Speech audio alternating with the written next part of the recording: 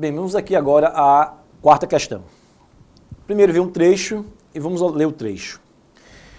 Quanto ao meio técnico, científico e informacional, é o meio geográfico do período atual, onde os objetos mais proeminentes, olha aí um parônimo, olha, proeminentes e preeminente. Preeminente é ilustre e proeminente é o quê? Proeminente é saliente, é elevado. Então, não confunda preeminente com proeminente. São parecidos, mas os sentidos são diferentes. É chamado de parônimos. Como ratificar, retificar, discriminar e discriminar, como veio aqui na prova também. Então, é importante descrição, descrição. Então, dando seguimento.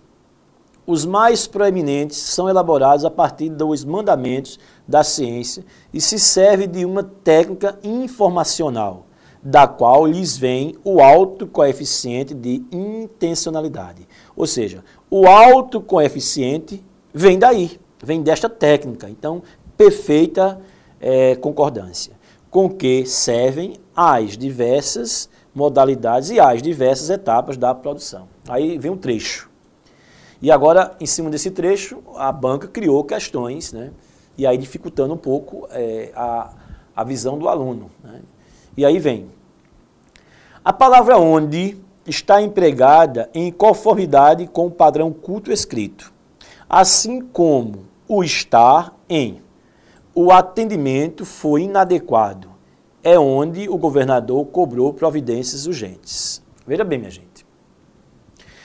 É importante lembrar que onde, eu sempre mencionei nas aulas, na parte de ortografia, que onde, que é um pronome, como pronome relativo, ele obviamente sempre vai retomar um nome. Agora, o nome que ele retomar vai ter que ser um nome real, uma palavra real, fixa e real.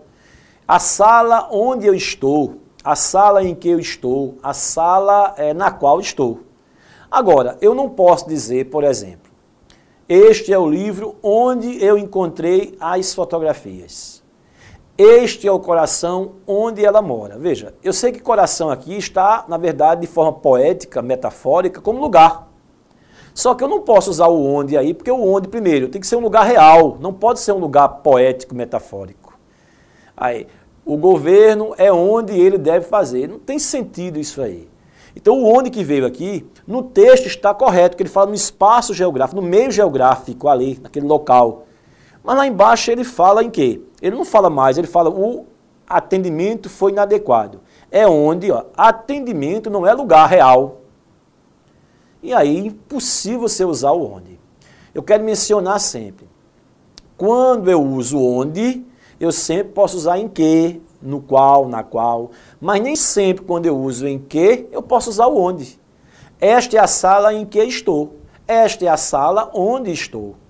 Mas eu não posso dizer este é o coração onde estou. Não, este é o coração no qual estou. Estou naquele coração. Este é o local onde você mora. Então, é diferente. Então, a letra A não condiz o onde aí na segunda frase, né, que diz o atendimento foi inadequado, vírgula, e é onde, aí eu não posso usar. Aí cairia fora completamente. Vamos à letra B. A expressão os objetos mais proeminentes equivale a artefatos até os mais simples. Objeto pode ser qualquer coisa industrializado. Artefato é uma coisa obviamente industrializada. É o resultado de uma industrialização. São os artefatos, né? São objetos industrializados. Agora, nem todo objeto tem que ser artefatos. Agora, todo artefato é um objeto, não deixa de ser um objeto. Agora, o que ele quer, na verdade, caminhar aqui é falar em simples, artefatos até os mais simples, com objetos mais proeminentes. Simples e proeminentes aí não tem nada a ver uma coisa com outra. Até porque proeminente não é o contrário de iminente. Proeminente não é o contrário de preeminente. Preeminente é ilustre e proeminente é elevado. Portanto, não casa, não são realmente sinônimos. Então, não é uma frase. Os objetos mais proeminentes não corresponde, não equivale a artefatos até os mais simples. Não tem nada a ver. Letra C. O segmento da qual lhes vem o alto coeficiente de intencionalidade. Ó, o segmento da qual, aí voltando lá em cima ao trecho, aí vem de uma técnica da qual o alto coeficiente vem dela. Então aí como adjunto adverbial, da qual vem dela. De lugar, advérbio de lugar. Então o segmento da qual lhe vem o alto coeficiente, perfeito, pode ser substituído por a qual devem o alto coeficiente. Primeiro, esse devem não concorda com nada. Esse devem aí está totalmente solto. Porque mesmo que eu concordasse com, lá em cima, com a técnica, seria deve. E se eu fosse concordar com o alto coeficiente, que é sujeito do verbo anterior, também não poderia ser o alto devem, é o alto deve. Então, de uma forma ou de outra, o verbo ficaria no singular. E aí, eu não posso usar o plural quando o sujeito é singular. Então, cai fora a letra C. A letra D, o segmento da qual lhes vem o alto coeficiente, perfeito, pode ser substituído por a que devem o alto coeficiente. Mais uma vez, a que, antes de que, não se tem artigo. Não se tendo artigo, não se pode ter a crase. É quando eu digo assim a você. Eu coloquei muitas vezes isso no quadro. Agora veja a forma que foi posta no quadro e aqui o aluno que prestou atenção não errou. Não é a prolixidade da prova que faz com que o aluno seja, como se diz, fique perdido. Por quê? O aluno tem que entender as várias dimensões.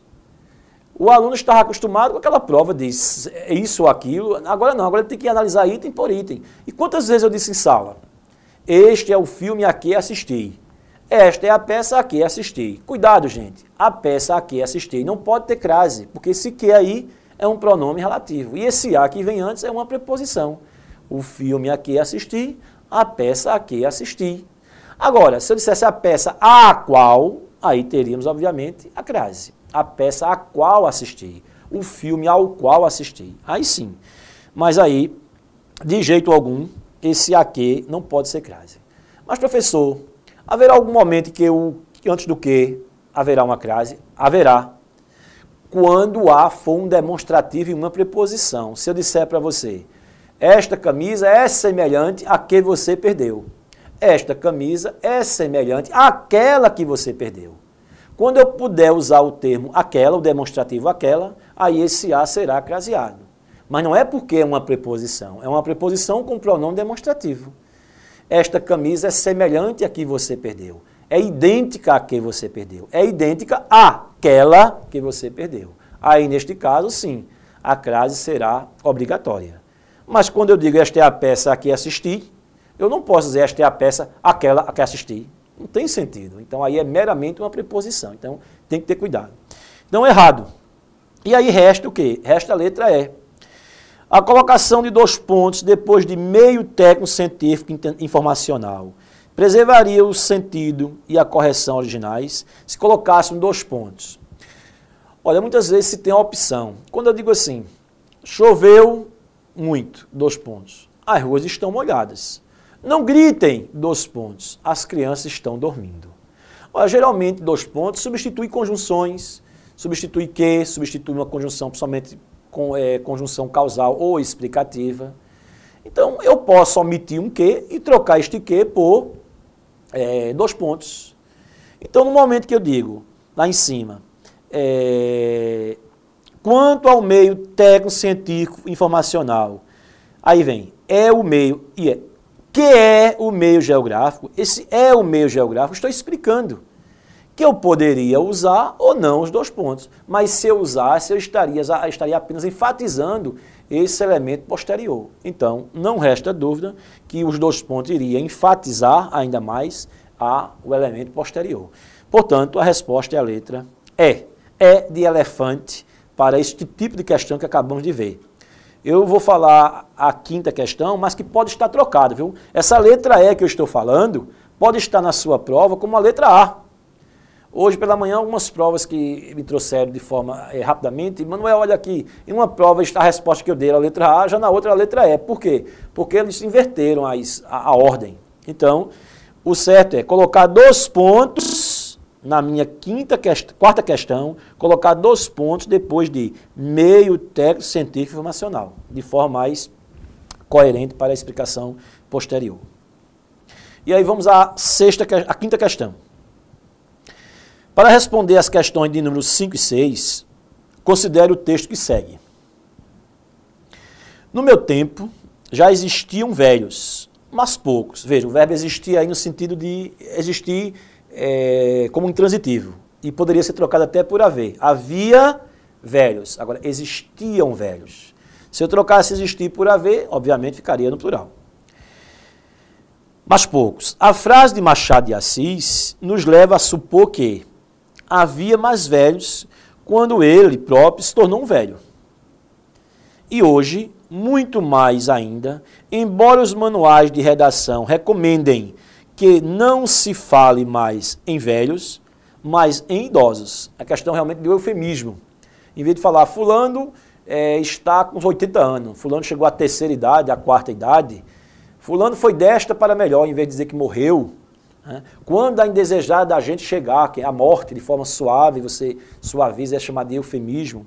Então, trocar o nome velho por idoso é uma forma de suavizar, né? Não ser agressivo, ser eufêmico. Então, Coni, ele fala em velhos e agora tem que ser substituído por idosos.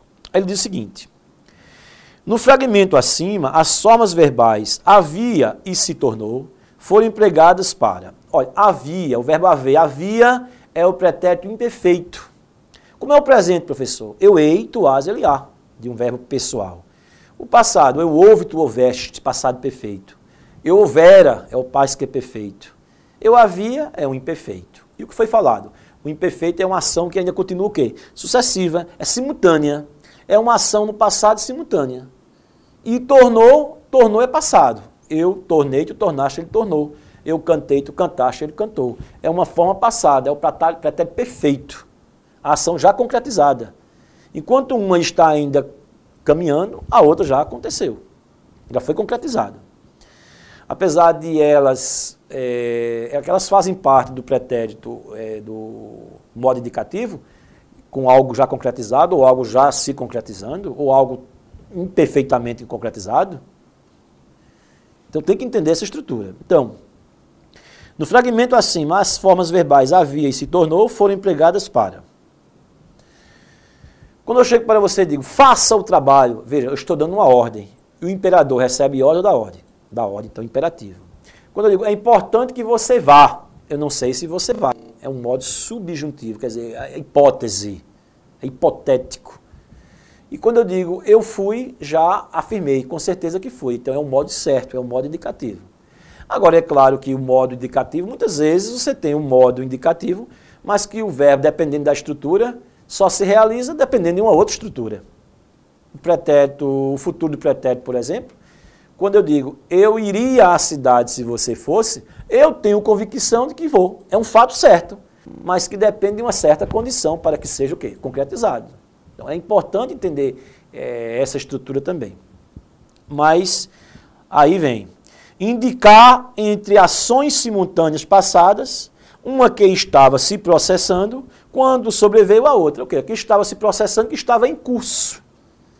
Durativo, progressivo. Se estava em curso, né, o cursivo estava acontecendo, então estava se processando. Então, a questão simultânea. E outra que já sobreveio, outra que já aconteceu, que é o passado perfeito. Então, enquanto uma estava se processando, a outra já havia se processado. Uma é pretérito imperfeito e o outro pretérito perfeito. Então, não resta dúvida que a quinta questão, em que trabalha com esses dois verbos, é, na verdade, ações simultâneas passadas, uma que estava se processando quando sobreveio a outra. Manda aí a letra B. Denotar que ambas as ações tiveram a mesma duração momentânea. Não pode ter a mesma duração que uma que estava se processando e a outra já havia se processado. Ou seja, pertence ao mesmo modo, mas o sentido é diferente. Não foi ao mesmo tempo. É quando eu digo mais que perfeito. Quando você chegou, eu chegara. Quando você chegou, eu já havia chegado. Cheguei primeiro do que você. Eu não posso dizer pertence ao modo indicativo, pertence ao passado, mas a semântica é diferente. Uma aconteceu e a outra já havia acontecido antes que aquela realmente também aconteceu. É o passado do passado, é por isso que é chamado de mais que perfeito. Então, letra B cai fora. Letra C, substitui ambas, o futuro do pretérito. Não, porque aí manteríamos o quê? A mesma linha. E, na verdade, é uma que estava se processando e a outra que já havia se processado. E o futuro do pretérito já tem uma outra visão. Então, não seria futuro do pretérito. D, denotar fatos que foram, que é o segundo, a consequência do outro primeiro. Aqui não existe relação de causa e consequência. Aqui não é porque existe velhos que ele se tornou velho. Não é porque ele se tornou velho que existe velhos. Aqui não há uma relação de causa e consequência. A relação de causa e consequência é quando há causa e efeito. E aqui não houve isso aí. Portanto, eu não posso afirmar isso. Indicar respectivamente uma ação provável e uma ação efetivamente realizada no passado. Não é a questão da relação de uma ação provável. É de que uma está por se provar completamente. Uma está em curso. Se eu disser, enquanto ela estudava, eu estudava. Enquanto ela estudava, eu trabalhava. Enquanto eu escrevia, ela se alimentava. Veja que a ação, apesar de ser passado, dá a ideia de simultaneidade, de sequência, sucessividade. Dá a ideia de algo que está se processando. Então, eu não posso dizer que é uma ação provável. É algo que está aí, que aconteceu e que ainda não se concretizou totalmente. Não é uma coisa perfeita. Então, a resposta é a letra A, em que fala de ações simultâneas. Sexta questão. Afirma-se com correção. Ele quer observar tudo, mais uma vez. Minha gente, isso foi falado também muito em sala de aula. Considerando o que aconselha o padrão culto escrito, é adequada a substituição de recomendem que não se fale por recomende que não fale-se. Soa até mal. Foi o que eu disse em sala de aula, colocação pronominal. Minha gente, toda vez que vier o pronome que, toda vez que houver palavras de valor negativo ou palavras negativas, sempre atrai. Eu não posso dizer nunca digo-te a verdade. O certo é, nunca te digo a verdade. É importante que faça-se. Não, é importante que se faça. É necessário que estude-se. Não, é necessário que se estude. Então, toda palavra negativa, todo pronome relativo que ou conjunção que, sempre vai puxar o pronome para perto dele. Como também os pronomes indefinidos, alguém, ninguém, fulano, beltrano. Então, não posso dizer não fale-se. O certo é não se fale. Que não se fale. E inclusive há duas palavras. Que não se fale. Eu não posso dizer que não fale-se. O não aí atrai completamente. É um casamento eterno, perfeito. Então, letra A cai fora. Letra B.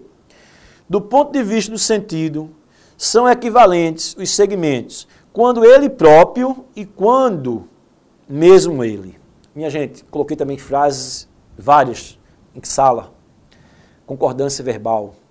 Eu digo, elas mesmas fizeram as provas. Elas mesmas organizaram os trabalhos. É como se fosse elas próprias organizaram os trabalhos. Agora veja aí o deslocamento. Elas organizaram mesmas os trabalhos, não tem sentido. Então, elas organizaram realmente os trabalhos. Então, observe que mesmo fica invariável, porque assume o valor de advérbio. O aluno diz, eu mesmo fiz a prova, eu próprio fiz. O aluno diz, eu mesma organizei a pauta. Nós mesmas organizamos. Agora, eu não posso dizer, ela organizou mesma a pauta. Não. Ela organizou mesmo. Realmente ela organizou. Então, há uma diferença em quando ele próprio e quando mesmo ele. Então, uma coisa não está, que soa até mal, é cacófato. E aí, descarta. C. As aspas em velhos e idosos, na última linha, são exigidos por remeterem às palavras empregadas por Machado de Assis. Não necessariamente empregadas por Machado de Assis, porque já fala isso, já é realmente o escritor, a Carlos Heitor Coni, que fala realmente de velhos e idosos, que quando se diz, e hoje muitos mais ainda, embora os manuais de redação, Machado de Assis só falou lá em cima, no meu tempo já existiam velhos, mas poucos. Ele fala só isso. Aí vem, a frase de Machado de Assis nos leva a supor que havia, e lá embaixo, de forma eufêmica, ele troca idosos por velho. Então, não justamente estão com aspas por causa disso, devido a isso. Estão com aspas para mostrar que a palavra velhos é importante que seja substituída por idosos, para não ser tão agressiva, a questão eufêmica. E aí, na letra D, o uso de embora sinaliza que os manuais de redação, ainda que se oponham ao emprego de velhos, para não é feito em dia assim, negro, afrodescendente, ou seja, é uma forma, os eufemismos são muito fortes. Então, é importante ter essa sensibilidade. Então, o uso de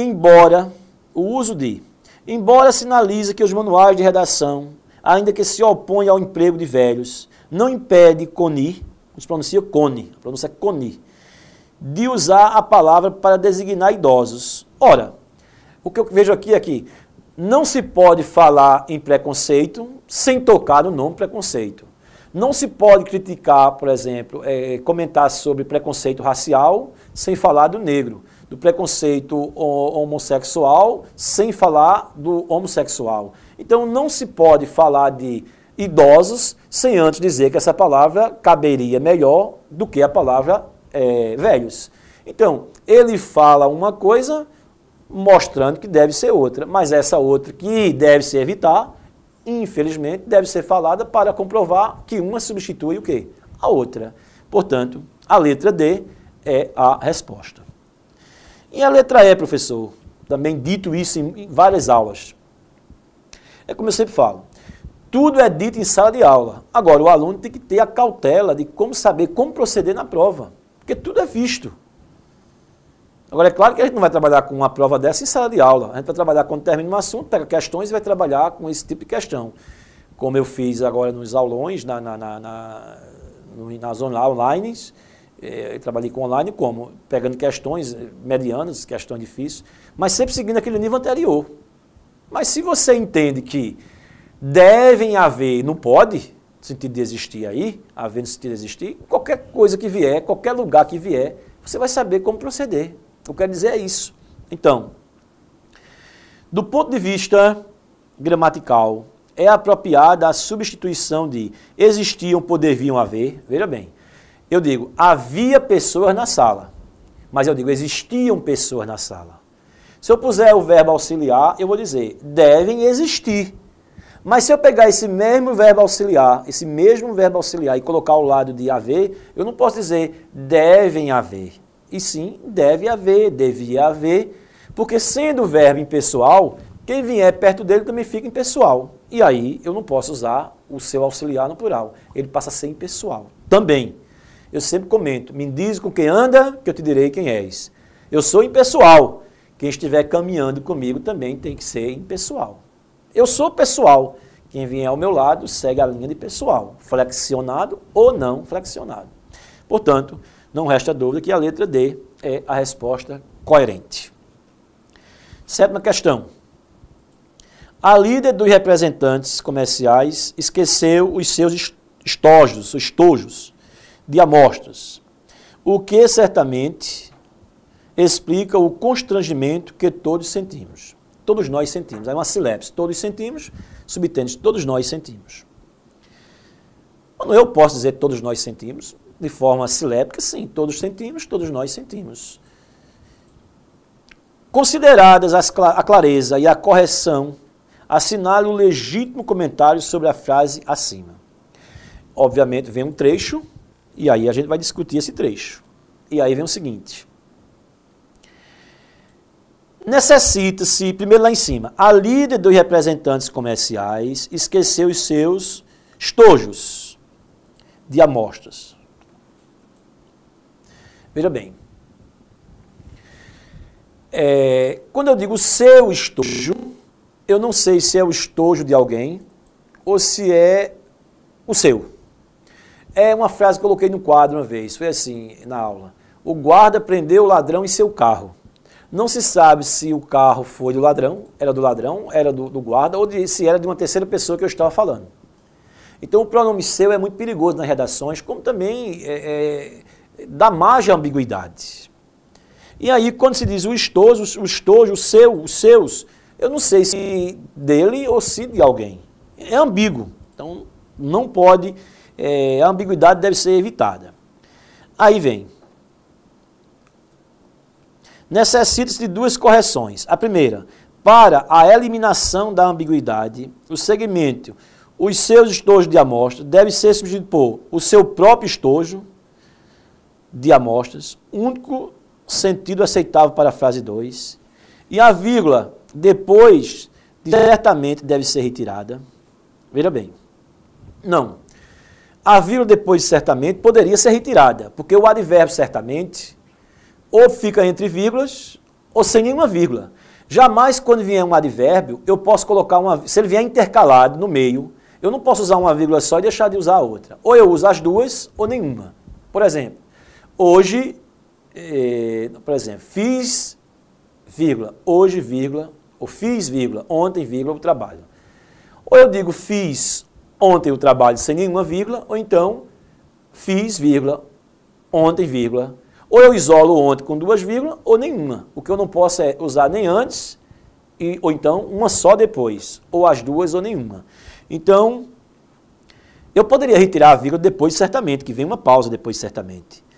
Como poderia também usar a vírgula antes de certamente. Ou eu poderia, a colocação de uma vírgula depois de certamente poderia ser colocada, como já veio, ou poderia ser colocada uma antes. Ou as duas poderiam sair. Então, a letra A continua ainda ambíguo. O seu próprio estojo continua ambíguo. B. Necessita de duas correções. A primeira, da substituição do segmento que todos sentimos. Isso aí está correto. Inaceitável pelo padrão culto escrito. Por que todos sentiram.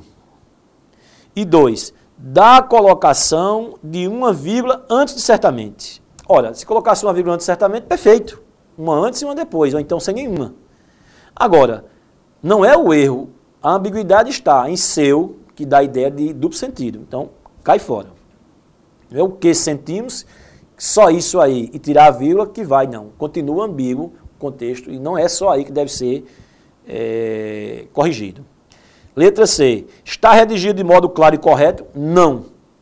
Existe aí a ambiguidade e existe o erro da pontuação.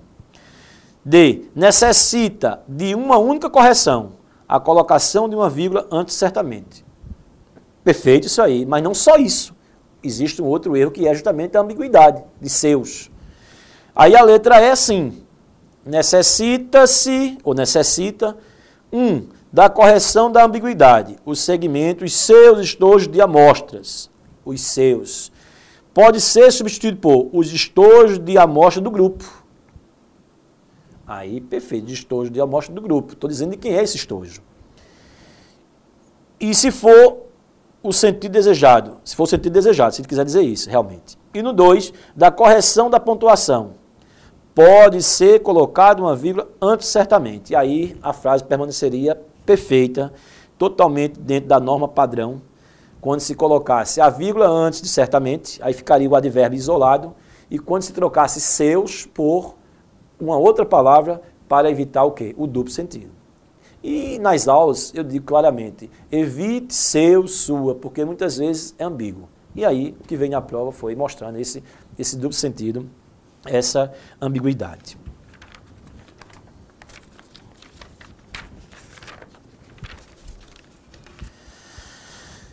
É importante lembrar, quando se fala em gerúndio, o que é gerúndio? Gerúndio significa estar gerando. Gerúndio vem de agere. Agere vem ao nome agenda. O que é uma agenda? É aquilo que está sempre em curso. Você escreve uma coisa agora, daqui a pouco você escreve de novo, e amanhã escreve de novo, e aí sai, é uma sequência infinita. É uma coisa que está sempre em movimento, em curso. É o chamado de gerúndio. É por isso que eu digo, nós estamos estudando, ando, endo, indo, a ação continua. Já o particípio, nós havíamos estudado, quer dizer, a ação já foi concretizada, já aconteceu. E quando eu digo é importante pesquisar, estudar, é uma forma infinita. É chamado de infinitivo. E aí você tem 3 formas nominais: infinitivo, gerúndio e particípio. São as três formas chamadas de formas nominais, porque assumem valores de nomes. Por isso que é chamada de formas nominais. Infinitivo, gerúndio e particípio. A R, ER e R. Infinitivo, ando, endo, indo. Gerúndio, ado e ido, particípio. E aí vamos, daqui a pouquinho estamos voltando com as quatro últimas questões. 8, 9 e 10, aliás, as três últimas questões. Então, em seguida estamos voltando para essas últimas questões.